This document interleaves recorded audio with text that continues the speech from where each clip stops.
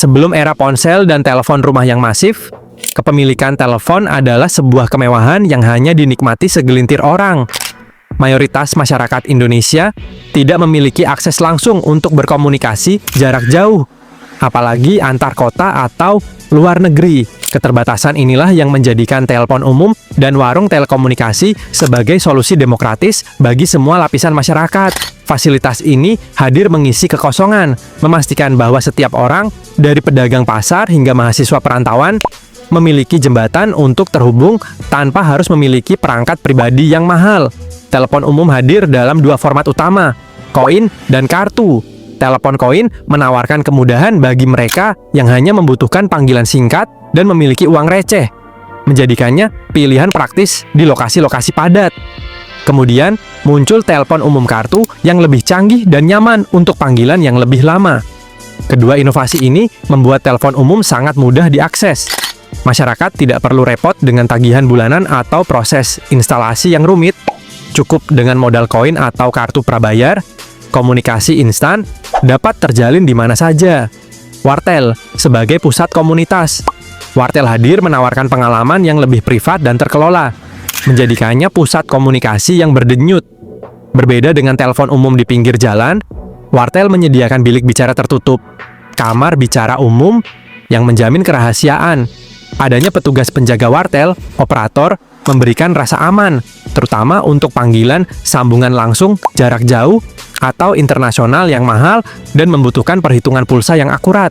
Wartel menjadi tempat bertemu, mengantre, dan bahkan bertukar informasi, menjadikannya lebih dari sekadar alat, tetapi juga ruang sosial. Salah satu kunci utama keberhasilan wartel adalah skema tarif yang terjangkau dan sistem pembayaran pay as you go. Pelanggan hanya membayar sesuai durasi percakapan mereka, tanpa biaya tersembunyi.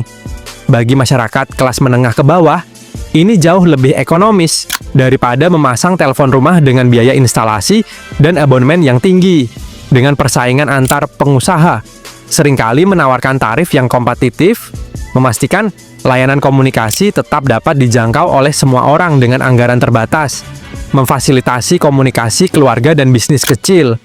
Bagi anak rantau, pelajar, dan mahasiswa yang jauh dari keluarga, wartel adalah satu-satunya penghubung utama dengan kampung halaman. Disinilah kisah rindu dicurahkan, kabar penting disampaikan, dan bahkan uang dikirim melalui layanan titipan wartel tertentu. Wartel yang berdekatan dengan kampus atau terminal bus selalu ramai, menjadi saksi bisu perjuangan dan kerinduan. Kehadiran wartel memberikan ketenangan pikiran bagi orang tua di rumah, karena mereka tahu bahwa dimanapun anak mereka berada, selalu ada cara untuk mendengar suara mereka. Ketersediaan telepon umum dan wartel yang meluas dan mudah ditemukan turut menentukan popularitasnya. Keduanya diletakkan di lokasi-lokasi paling strategis: stasiun kereta, terminal bus, pasar tradisional, rumah sakit, hingga depan sekolah. Penempatan yang cerdas ini memastikan bahwa siapapun yang sedang bepergian, dalam keadaan darurat, atau berada jauh dari rumah, dapat segera mengakses layanan komunikasi. Telepon umum menjadi infrastruktur penting yang tak terpisahkan dari denyut nadi kehidupan publik di perkotaan maupun daerah. Wartel tidak hanya menyediakan jasa telepon, tetapi banyak juga yang melengkapinya dengan layanan tambahan yang sangat dibutuhkan pada saat itu, seperti mesin faksimili untuk mengirim dokumen atau bahkan jasa menerima telepon masuk. Beberapa wartel yang inovatif juga menyediakan layanan ojek wartel, di mana petugas akan menjemput anggota keluarga jika ada panggilan penting dari luar kota atau luar negeri, terutama dari tenaga kerja Indonesia (TKI). Fleksibilitas layanan ini menjadikan wartel sebagai pusat layanan komunikasi serba ada.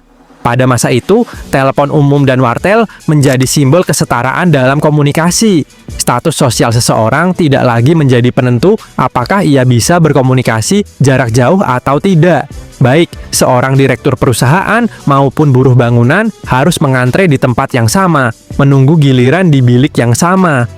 Pengalaman mengantre dan saling berbagi tempat ini menciptakan interaksi sosial yang unik dan menunjukkan bahwa teknologi, ketika didistribusikan secara publik, mampu menjadi katalisator untuk menghilangkan sekat-sekat sosial dalam masyarakat. Sebelum munculnya telepon seluler yang masif, telepon umum adalah satu-satunya jalur komunikasi darurat yang tersedia untuk masyarakat umum. Dalam situasi kecelakaan, kebakaran, atau kondisi mendesak lainnya, telepon umum yang berfungsi menjadi penyelamat.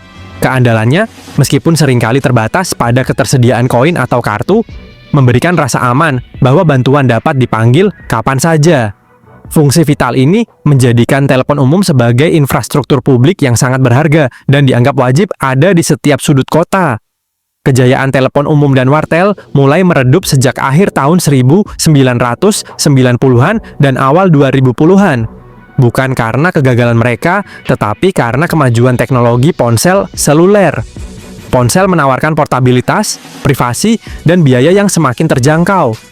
Masyarakat kini bisa berkomunikasi dari mana saja, tanpa harus mengantre. Meskipun secara fisik telah hilang, peran sentral wartel dan telepon umum dalam menyebarkan akses komunikasi dan mempersiapkan masyarakat Indonesia menuju era digital yang terhubung akan selalu dikenang sebagai tonggak sejarah yang penting.